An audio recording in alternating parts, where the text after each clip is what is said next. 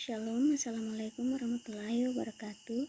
Perkenalkan, nama saya Atria Ode dengan stambuk 1702361201069. Di sini saya akan memaparkan materi tentang rasio keuangan, di mana yang pertama yaitu makna, yang kedua yaitu mengenai rumus beserta contoh dari rasio keuangan. Saya masuk pada rasio yang pertama yaitu rasio likuiditas. Rasio likuiditas ini adalah rasio yang menggambarkan kemampuan suatu perusahaan untuk melunasi semua kewajiban yang harus segera dipenuhi atau hutang jangka pendeknya. Adapun rasio likuiditas ini dapat digunakan untuk mengukur tingkat likuiditas suatu perusahaan, antara lain yang pertama yaitu mengenai rasio lancar. Rasio lancar ini adalah rasio yang digunakan untuk membandingkan antara aktiva lancar dengan utang lancar. Current ratio atau rasio lancar ini dapat memberikan informasi tentang kemampuan aktiva lancar untuk menutup hutang lancar. Adapun rumusnya yaitu rasio lancar sama dengan aktiva lancar dibagi dengan utang lancar. Contohnya, perusahaan PT Bintang memiliki aktiva lancar sebesar 100 juta, sedangkan hutang lancarnya sebesar 70 juta. Berapakah rasio lancar atau current ratio perusahaan PT Bintang? Diketahui, aktiva lancar sama dengan 100 juta, hutang lancarnya sama dengan 70 juta, dan berapakah rasio lancar? Jawab, rasio lancar sama dengan aktiva lancar dibagi dengan utang lancar. Jadi rasio lancar sama dengan aktiva lancarnya sama dengan 100 juta dan utang lancarnya sama dengan 70 juta. Jadi rasio lancarnya sebanyak 1,43 kali. Yang kedua, mengenai quick ratio. Quick ratio dapat dihitung dengan rumus quick ratio sama dengan aktiva lancar dikurang persediaan dibagi dengan hutang lancar. Contohnya, total aset lancar adalah 100 juta, sedangkan total liabilities jangka pendeknya sebesar 70 juta. Adapun jumlah persediaan PT Bintang dalam aset lancar tersebut untuk setahun penuh di tahun 2019 adalah 10 juta. Pertanyaannya, berapakah rasio cepat PT Bintang berdasarkan laporan keuangan tahun 2019 di atas? Jawab, quick ratio sama dengan aktiva lancar dikurang persediaan dibagi dengan hutang lancar. Itu adalah rumusnya. Quick ratio sama dengan aktiva lancarnya sama dengan 100 juta dikurang dengan persediaan sebanyak 10 juta dibagi dengan hutang lancar sebanyak 70 juta. Jadi, quick ratio-nya sama dengan 1,285 kali atau sama dengan 1,3 kali. Rasio yang kedua yaitu rasio solvabilitas. Rasio solvabilitas adalah rasio yang menunjukkan kemampuan perusahaan dalam memenuhi segala kewajibannya, baik jangka pendek maupun jangka panjang, apabila perusahaan dilikuidasi. Rasio likuiditas ini terbagi atas beberapa. Rasio solvabilitas ini terbagi atas beberapa, yaitu yang pertama, rasio total hutang terhadap total aktiva atau total debt to total asset ratio. Rumusnya yaitu debt ratio sama dengan total hutang dibagi dengan total aktiva. Contoh, berdasarkan laporan keuangan PT Bintang pada kuartal 2 di tahun 2018, tercatat total asetnya sebesar 8.131.362. Berdasarkan ringkasan financial statement-nya disebutkan bahwa pembulatan yang digunakan adalah disajikan dalam jutaan rupiah, maka angka 8.131.362 yang tertera berarti dibaca 8,1 triliun. Karena pembulatan jutaan tersebut menghilangkan 6 angka di belakangnya. Adapun total liabilitasnya yaitu tertulis sebesar 7.409.479 rupiah atau 7,4 triliun karena sebutannya menghilangkan 6 angka di belakangnya. Pertanyaannya, berapakah nilai rasio total utang terhadap total aktiva pada kuartal kedua tahun 2018? Jawab, debt ratio sama dengan total utang dibagi dengan total aktiva, di mana total utangnya sama dengan 7,4 triliun dibagi dengan total aktiva sebesar 8,1 triliun. Jadi sama dengan debt rasionya sama dengan 0,91 kali atau 91,12%. Yang kedua yaitu mengenai rasio utang terhadap ekuitas atau debt to equity ratio. Rumusnya yaitu debt to equity ratio sama dengan total hutang dibagi dengan modal dikali 100%. Contoh, pada laporan keuangan tahunan PT Bintang 2018 diketahui total utang atau debt PT Bintang adalah 3 triliun dan total ekuitas atau modal sebesar 900 juta. Berapakah nilai debt to equity ratio atau DER PT Bintang? Jawab, debt to equity ratio sama dengan total hutang dibagi dengan modal dikali 100%. Jadi total hutangnya sebesar 7,4 triliun dibagi dengan 900 juta dikali 100% sama dengan 8,22 atau 8,22%. Yang ketiga yaitu rasio EBIT terhadap bunga atau TIE, yaitu times interest earned ratio. Rumusnya yaitu TIE sama dengan laba sebelum bunga dan pajak atau dalam kurung EBIT dibagi dengan bunga. Contoh, diketahui PT Bintang mempunyai laba sebelum bunga dan pajak sebesar 1,473 triliun, tetapi perusahaan harus membayar bunga sebesar 303 juta.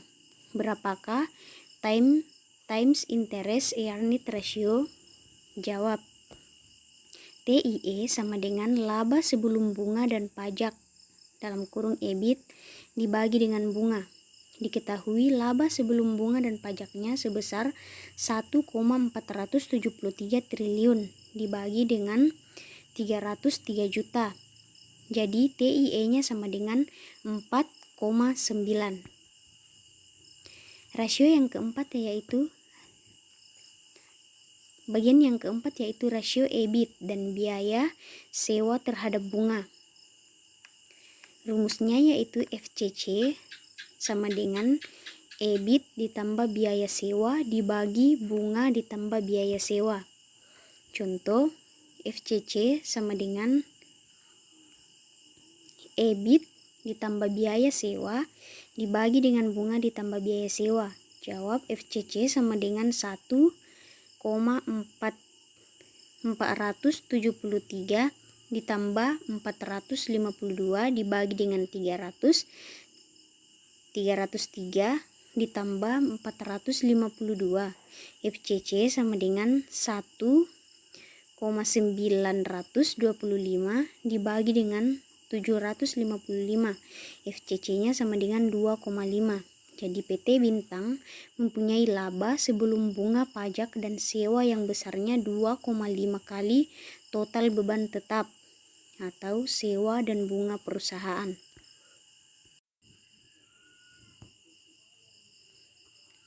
Rasio yang ketiga yaitu rasio rentabilitas atau profitabilitas. Rasio rentabilitas atau profitabilitas adalah rasio yang digunakan untuk mengukur kemampuan suatu perusahaan dalam mendapatkan laba. Yang pertama yaitu profit margin. Rumus dari profit margin ini adalah profit margin sama dengan laba bersih dibagi dengan penjualan. Contoh dan jawabannya. Profit margin, rumusnya laba bersih dibagi penjualan.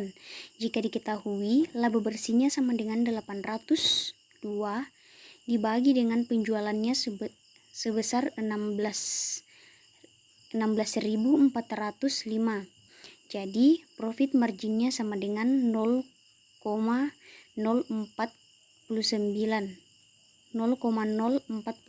atau 4,9% atau 4,9%. Yang kedua, gross profit margin. Rumusnya yaitu gross profit margin sama dengan laba kotor dibagi dengan pendapatan penjualan.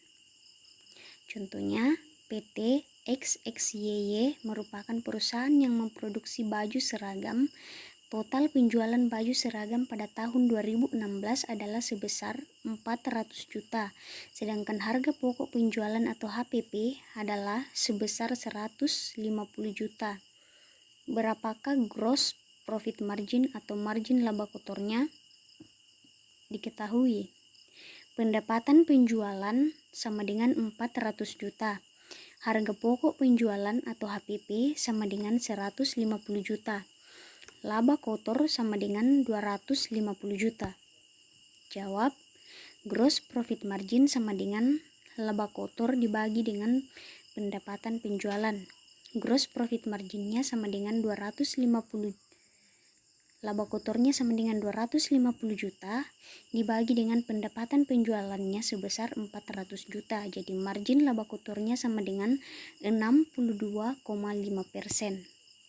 Yang ketiga, net profit margin, di mana rumusnya yaitu net profit margin sama dengan laba bersih setelah pajak dibagi dengan penjualan bersih.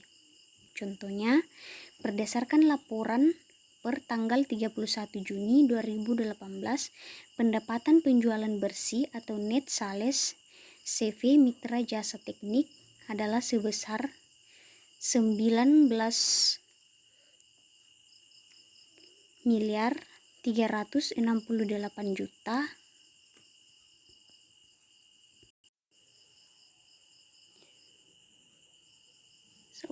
berdasarkan laporan per tanggal 31 Juni 2018, pendapatan penjualan bersih atau net sales CV Mitra Jasa Teknik adalah sebesar 19.368 juta. Sedangkan laba bersih setelah pajak atau net profit perusahaan ini adalah sebesar 2.650 juta. Berapakah margin laba bersih atau net profit margin NPM CV Mitra Jasa Teknik ini?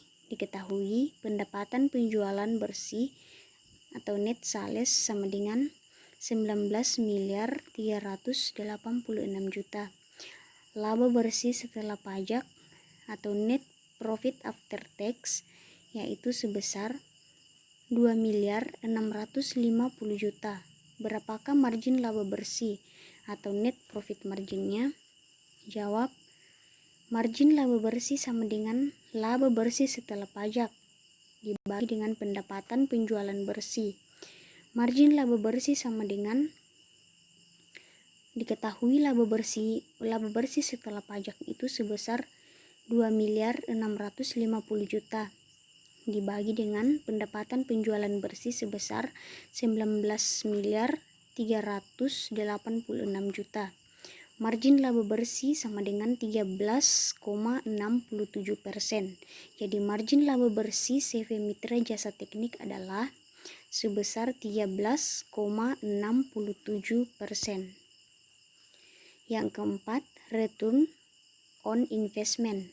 atau ROI. Rumusnya yaitu ROI sama dengan laba atas investasi dikurang investasi awal dibagi investasi dikali 100%. Contohnya, perusahaan XYZ melakukan investasi sebesar 500 juta kepada sebuah usaha penjualan produk kendaraan. Perusahaan XYZ ternyata mendapatkan penjualan sebesar 1000 unit kendaraan, dan dari penjualan tersebut perusahaan mendapat keuntungan sebesar 600 juta. Diketahui keuntungan atau laba investasi sebesar 100 juta dan modal atau investasi awal sebesar 500 juta, jadi diperoleh perhitungannya sebagai berikut. Jawab yang pertama mengenai rumus ROI. ROI sama dengan laba atas investasi dikurang investasi awal dibagi investasi dikali 100%. Jadi, laba atas investasinya sebesar 600 juta dikurang investasi awal sebesar 500 juta dan dibagi investasinya sebesar 500 juta dikali 100% sama dengan hasilnya yaitu 20%. Jadi diperoleh ROI-nya adalah sebesar 20%. Yang kelima, return on asset. Rumusnya yaitu return on asset sama dengan laba bersih dibagi dengan aktiva, total aktiva. Contoh dan jawabannya. ROAS, return on asset atau ROA sama dengan laba bersih dibagi total aktiva. Jika diketahui laba bersihnya sebesar 1,713 triliun dibagi dengan total aktivanya sebesar 61,433 triliun, maka diperoleh 2,79 triliun. Jadi ROA-nya sama dengan 2,79%.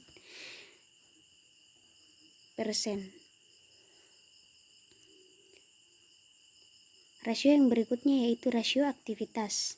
Rasio ini melihat pada beberapa aset, kemudian menentukan berapa tingkat aktivitas aktiva tersebut pada tingkat kegiatan tertentu. Aktivitas yang rendah pada tingkat penjualan tertentu akan mengakibatkan semakin besarnya dana kelebihan yang tertanam pada aktiva tersebut. Yang pertama, rata-rata umur piutang. Rumusnya, perputaran piutang sama dengan penjualan dibagi dengan rata-rata piutang. Rata-rata piutang sama dengan 365 dibagi dengan perputaran piutang. Contoh, untuk perusahaan ABC, rata-rata umur piutang bisa dihitung sebagai berikut. Jawab. Jika diketahui penjualannya sama dengan 16,405 dibagi dengan rata-rata piutangnya sebesar 4,35, diperoleh hasil sebesar 3,77 kali.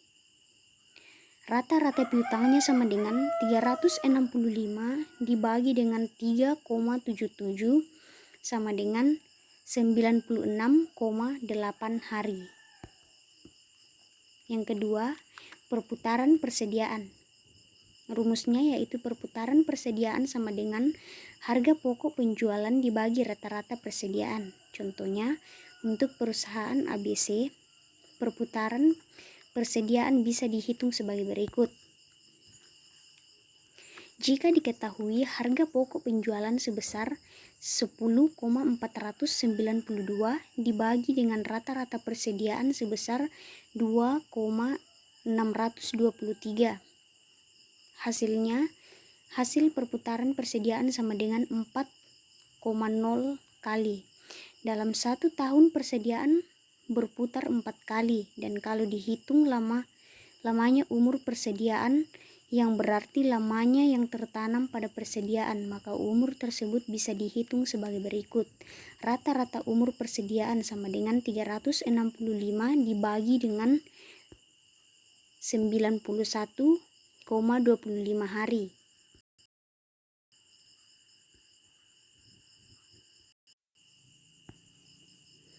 Yang ketiga, perputaran aktiva tetap. Rumusnya yaitu perputaran aktiva tetap sama dengan penjualan dibagi aktiva tetap. Contoh, untuk perusahaan ABC, perputaran aktiva tetap bisa dihitung sebagai berikut. Jika diketahui penjualan sama dengan 16,405.000 dibagi dengan 3,237. Jadi perputaran aktiva tetapnya sebesar 5,1 kali atau 5,1 kali dalam setahun. Yang keempat, perputaran total aktiva. Rumusnya, perputaran total aktiva sama dengan penjualan dibagi dengan total aktiva. Contoh, untuk perusahaan ABC, perputaran aktiva tetap bisa dihitung sebagai berikut. Jika diketahui penjualannya sama dengan 16.405 dibagi dengan 12.698, maka perputaran total aktiva sebesar 1,29 atau sama dengan 1,3. Yang terakhir yaitu rasio pasar. Rasio yang terakhir adalah rasio pasar yang mengukur harga relatif terhadap nilai buku. Sudut pandang rasio ini lebih banyak berdasar pada sudut investor atau calon investor, meskipun pihak manajemen juga berkepentingan terhadap rasio-rasio ini. Yang pertama yaitu PER, melihat harga saham relatif terhadap earningnya. PER bisa dihitung sebagai berikut. Rumusnya, PER sama dengan harga pasar per lembar dibagi dengan earning per lembar. Contoh, misalkan untuk perusahaan ABC, harga pasar saham per lembar adalah 68,80 earning per share, atau EPS atau earning per lembar saham adalah 6,40 EPS dihitung sebagai laba setelah pajak dibagi jumlah saham yang beredar. Per perusahaan ABC bisa dihitung sebagai berikut. Jawab. Jika diketahui harga pasar per lembar yaitu sebesar 68,80 dibagi earning per lembarnya 6,40, maka PER sama dengan 10,8 kali. Yang kedua, rasio yang lain adalah dividen yield yang dihitung sebagai berikut. Dengan rumus, dividen yield sama dengan dividen per lembar dibagi harga pasar saham per lembar. Contohnya, misalkan untuk PT ABC dari EPS sebesar 6,40, sebesar 2,25 dibayarkan ke pemegang saham sebagai dividen. Dividen payout berarti 0,35 atau 2,25 dibagi 6,40 atau 35%. Dividen yield bisa dihitung sebagai berikut ini. Jawab. Jika diketahui dividen per lembar 2,25 dibagi dengan harga pasar saham per lembar yaitu 68,8. Jadi dividen yield sama dengan 0,033 atau 3,3%. Yang ketiga, rasio pembayaran dividen atau dividen payout ratio. Rumusnya, rasio pembayaran dividen sama dengan dividen per lembar dibagi earning per lembar. Contoh, untuk perusahaan ABC, rasio pembayaran dividen bisa dihitung sebagai berikut. Jawab, jika diketahui dividen per lembar 2,25 dibagi dengan earning per lembar 6,40, maka rasio pembayaran dividen sama dengan 0,352 atau 35,2%.